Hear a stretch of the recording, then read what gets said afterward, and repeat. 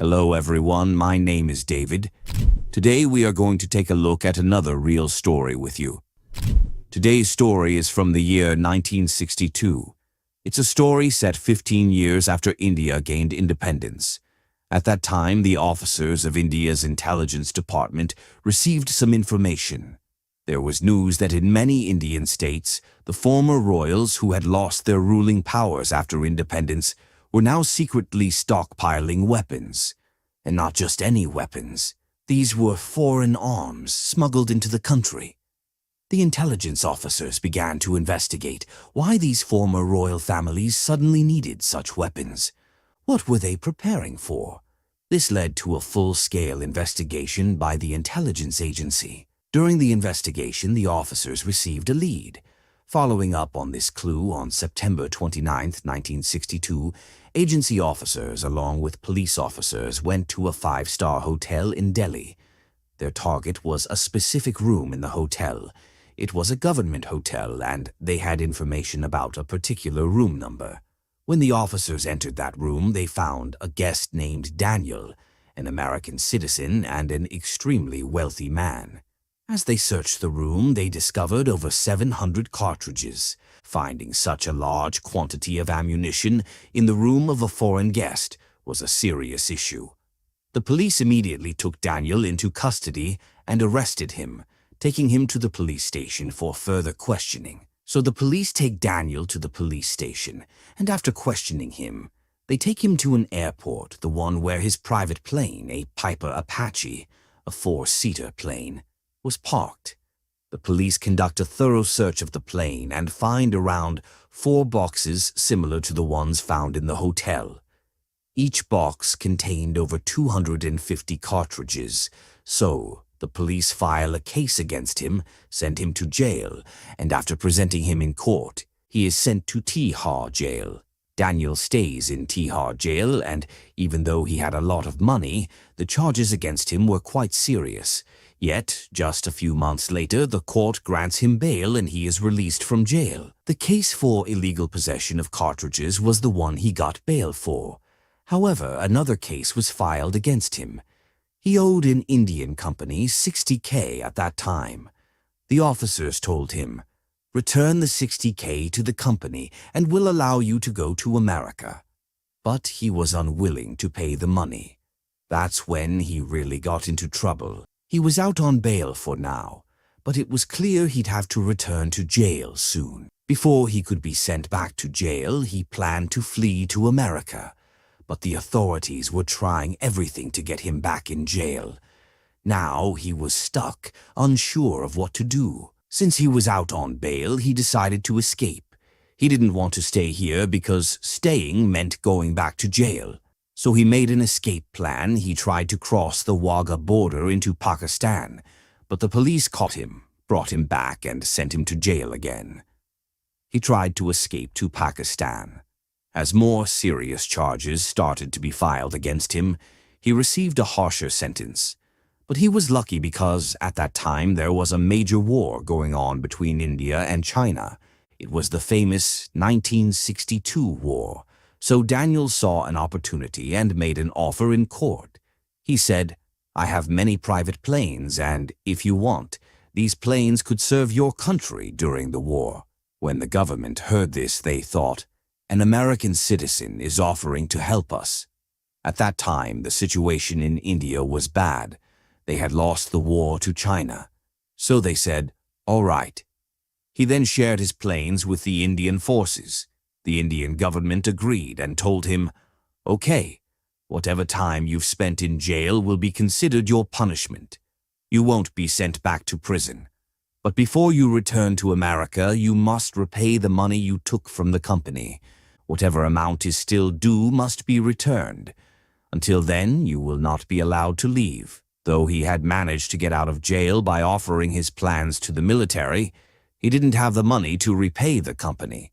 He was facing some problems, which made it hard to return the money. One of his plane that was parked at the airport, which also contained some cartons, was kept under police surveillance. He told the government that his aircraft would become useless if it continued to sit idle like that for long. He said that it was necessary to start it daily, because if it wasn't started every day, its engine would stop working and wouldn't start again. So he requested permission to start it daily to keep the engine in good condition.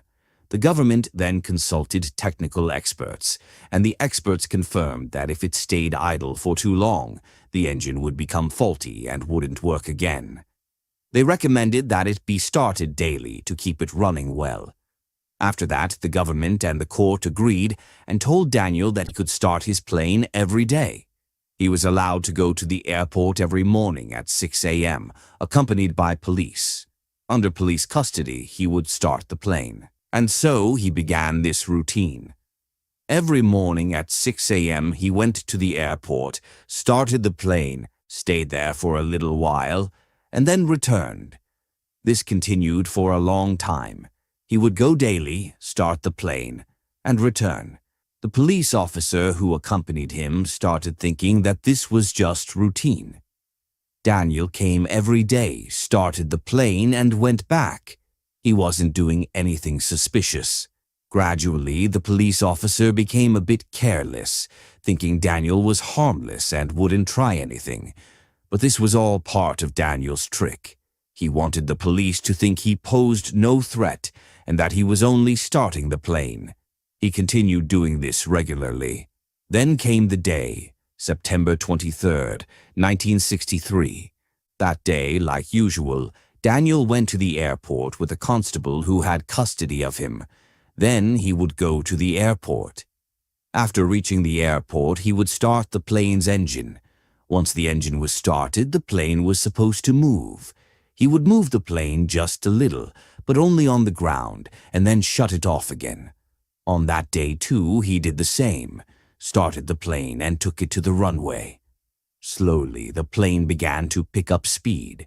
Now, the police officer who was with him, since he had seen this happen daily, taking the plane to the runway, but never actually flying, didn't think much of it. But that day, the officer noticed that the plane's speed was increasing more than usual. It kept getting faster and faster. The officer was shocked, and right in front of the officer's eyes while he was watching, the plane suddenly took off.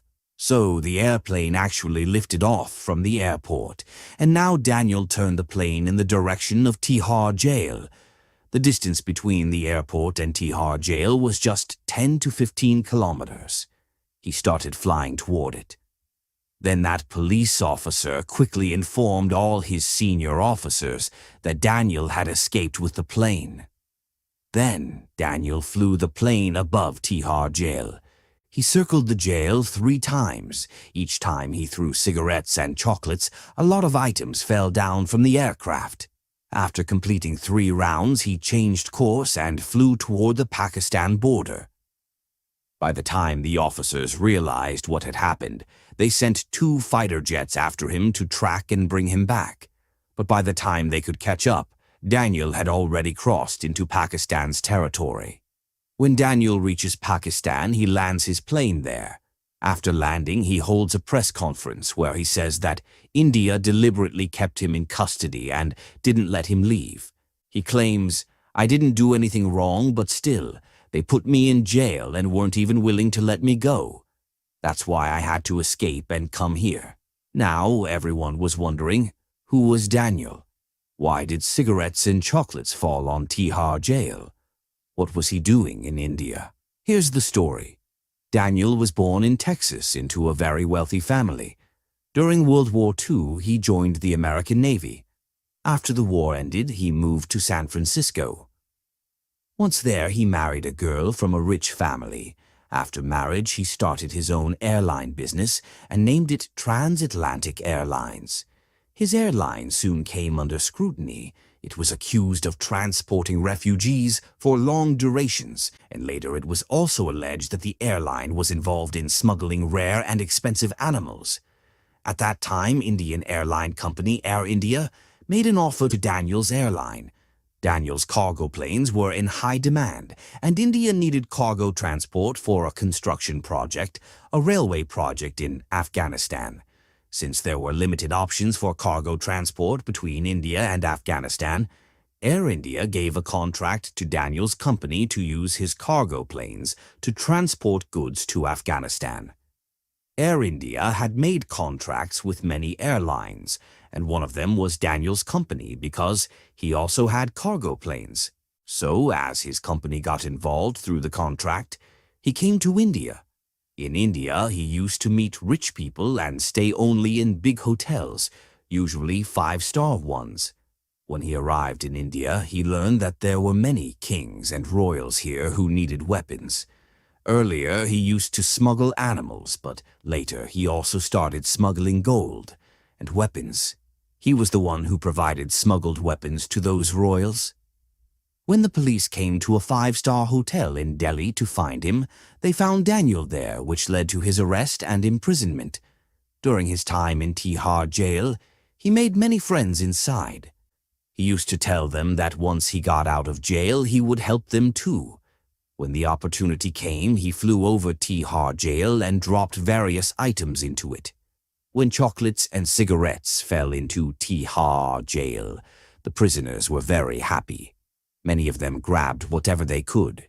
After that, he escaped to Pakistan, where he held a press conference.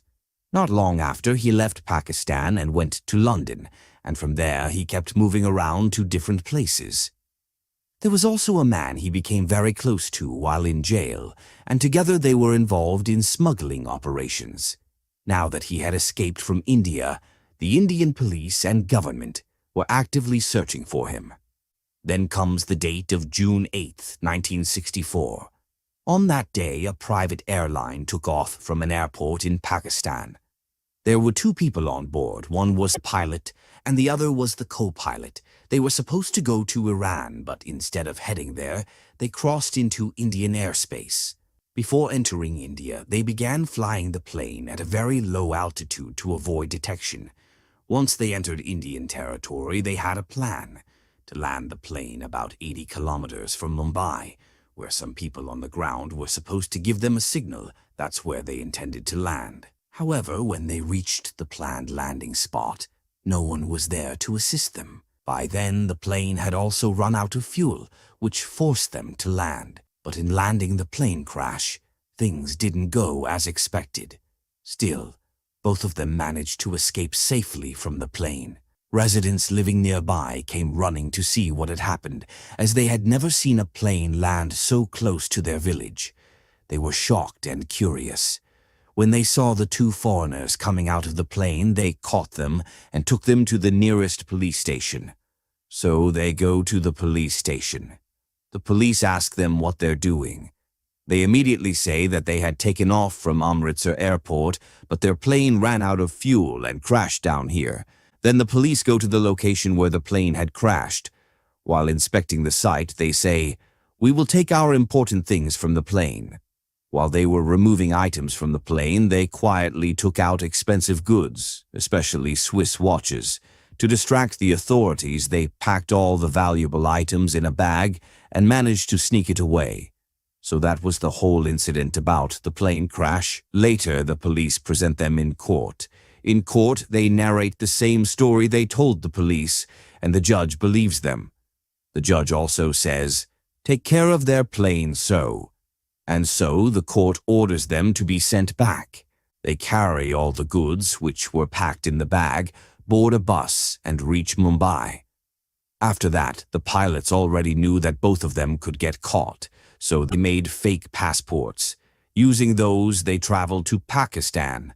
The next day, when the authorities found out that no such flight had actually taken off from Amritsar airport, the government realized something was wrong. It was alarming that the Indian Navy didn't even realize a foreign plane had entered Indian airspace. This caused a huge uproar in Parliament because it showed just how poor the security was. Anyone could fly in or out, and no one would know. The pilots eventually reached London from Pakistan. Once in London, one of the pilots has a change of heart. He reveals that his partner's real name wasn't what he claimed. It was Daniel, and he was involved in smuggling. When this information comes to light in London, the authorities there arrest Daniel. He also admits that their plane had crashed in India and that they had smuggled some goods. When Indian authorities hear of this, they send a team to London for further investigation. During questioning, it's confirmed that this Daniel is the same person who had once been imprisoned in Tihar jail in India, but his sentence had been waived. Still, he had managed to escape from India. Due to a lack of complete information, Indian authorities are unable to arrest him. So Daniel continues his smuggling activities. A few years pass. Eventually, he is about to deliver a consignment of smuggled goods to Sri Lanka. After heading there, he plans to go. Chennai personally go and deliver the items himself. When he reached India, this news went to informant that someone here came for smuggling, and the informant told the police. Then he was caught. After his arrest, it was discovered that he was the same Daniel who had escaped from their grasp twice before. So he was arrested and presented in court. The trial began, and all his previous crimes came to light.